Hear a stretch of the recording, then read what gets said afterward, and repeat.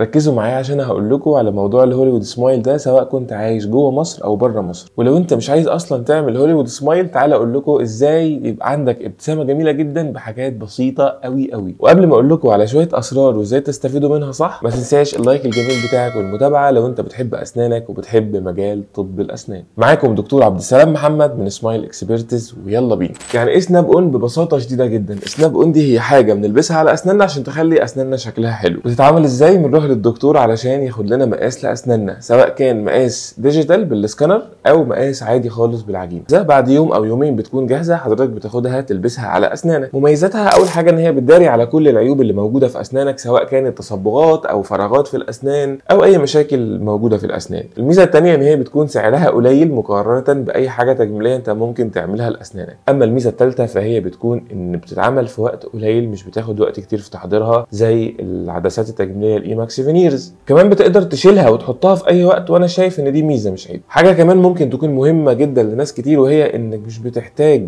ان الدكتور يلمس اسنانك باي حاجه اطلاقا، جاست امبريشن او ديجيتال سكاننج وانتهى الموضوع، وبعد كده تلبسها. تعالوا بقى بسرعه اقول لكم ايه هي العيوب بتاعه السناب اون. اول عيب ان عمرها قصير. ليه؟ هي ممكن تقعد معاك 6 شهور او سنه، وبعد كده تحتاج تعمل واحده جديده لان لونها اتغير، لان اتكسرت، لان بقى شكلها مش حلو. تاني عيب في السناب اون انها ضعيفه، فبالتالي ممكن تتكسر بسهوله لو انت اكلت عليها او نسيت وقعدت استخدمتها فتره طويله ولبستها طول الوقت. تالت عيب وهي ان ما ينفعش تستخدمها طول الوقت، لازم تلبسها في المناسبات السعيده، في الخروجات، في لحظات مهمه، في تصوير ما كده، لكن مش بينفع تفضل مستخدمها ولابسها طول الوقت ليل نهار. رابع عيب في السناب اون وهي ان مش لازم يكون شكلها حلو عليك، ممكن تعملها ويكون شكلها عليك مش كويس ابدا. ليه؟ لان هي ما فيهاش سكيلز، ما فيهاش حرفيه ابدا في عمايلها. هي يا دوب بناخد مقاس بنحط عليه حاجه تداري كل العيوب اللي موجوده، لكن ما نقدرش نخلق فيها شفافيه، ما نقدرش نخلق فيها او نعمل فيها لاين انجلز وحاجات تديها حيويه وتدي شكلها يبقى شكلها طبيعي وشكلها جميل. لا، هي حاجه بتماسك كل العيوب اللي موجوده على اسنانك. بس لو انت عندك فراغات هتقفلها، عندك تصبغات هتغطيها. لكن هل بقى مقارنه بشكلك قبل ما تحط او تستخدم السناب اون